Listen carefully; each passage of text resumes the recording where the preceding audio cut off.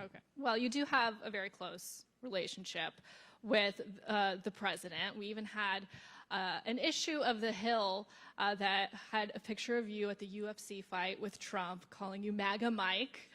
And you know, I very rarely, if ever, hear you criticize President Trump publicly. But when you do have disagreements with him, do you air those to him? How is it received? How do you bring those up?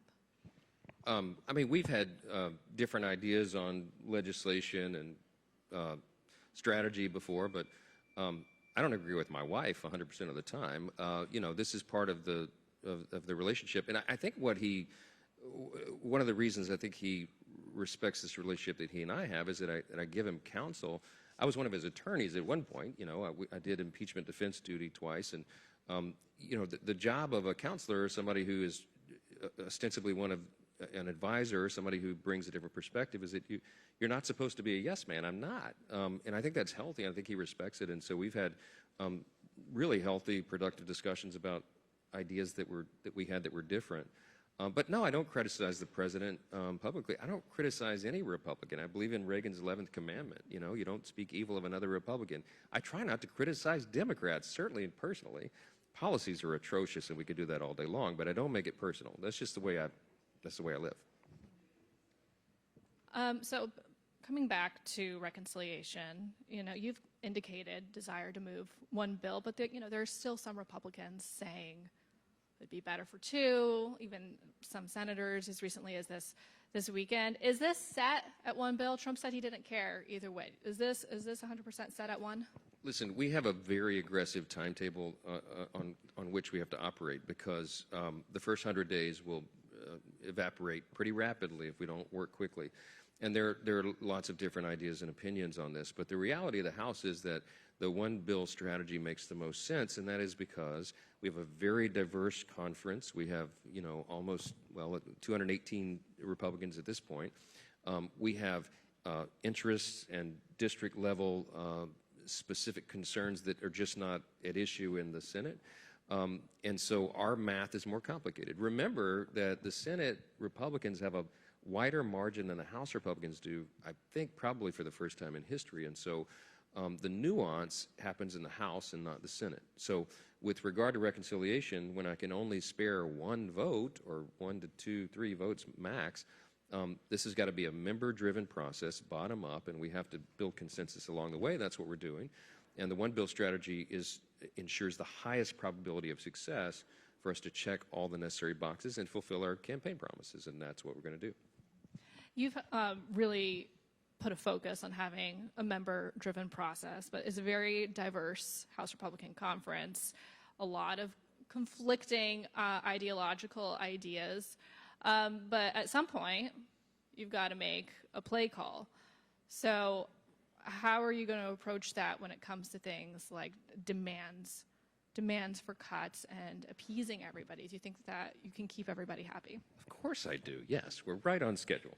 No, we really are following the timeline that we set out months ago. We're right on schedule. You're being here. This is part of it. The retreat is part of it. The blueprint is planned to be prepared by tomorrow by the time we leave for the budget resolution, and then we stick to the schedule. What you'll see is the resolution will be marked up in the Budget Committee and the first week of February when we get back. We'll get that done, send it to the Senate. The Senate will do their part. If they come back with any amendments to ours, we'll address all that.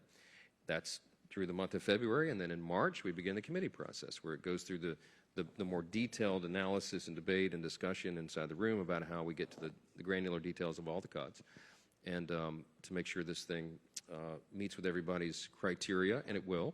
And then by the time you get through March, then you're in April, and we're putting it to the floor for a vote for the reconciliation package. We're planning to do that before Easter, as we said, and then it goes to the Senate. And if we stay on our schedule, then we're sending it to the president's desk by the end of April or early to mid-May. That will be right in time. And this is important for us because the tax provisions, for example, which are one of the most important things here, it's really important to get that locked in so that the American people can see and experience the benefits of that prior to that 2026 election. We want them to know that we did right by them, we fulfilled our promises, and they can see the effects of it. So there's a lot of reasons that we we press go and we're moving aggressively. But rebuilding the economy is a primary obligation of ours, a primary responsibility we have, and all of that we're doing in reconciliation is a big part of that. Will there be cuts to any mandatory spending as part of this? Well, the president said very clearly, and he said as recently as yesterday, we're not going to affect Social Security benefits or Medicare benefits, and obviously we all are in agreement on that. We'll protect those things, but there is some mandatory spending that you have to address along the process when you're talking about cuts. We have to be good financial stewards, and we've got to restore fiscal sanity, and so we've got to reevaluate everything that we're doing. So stay tuned on the specifics. I mean, we have long list menu items. We've been doing this for weeks, and members are working through their priorities lists. And will the package be deficit neutral? That is the objective. I would like to have it deficit reducing, but we're putting the fine points on all that now. But that is a commitment we have. Why? Because the number one threat to our nation right now is our debt. It's not China, Russia, Iran, or North Korea. It's the debt. And we take that very seriously. Congress has kicked the can down the road for decades, and we're out of road. And so we understand that it's our responsibility to fix this, to change the trajectory that we're on, and that will be the greatest lasting contribution that we can make for our children and grandchildren and for everyone. You know, Social Security and Medicare, for example, are within a 9-year window of insolvency right now. I mean, there's some harsh realities that the nation faces in a very dangerous moment of world history. So we take all that into account as we're working through these tough issues, and there are going to be difficult choices to be made, but we're going to do what's right by the people that sent us here, and it'll be a success in the end.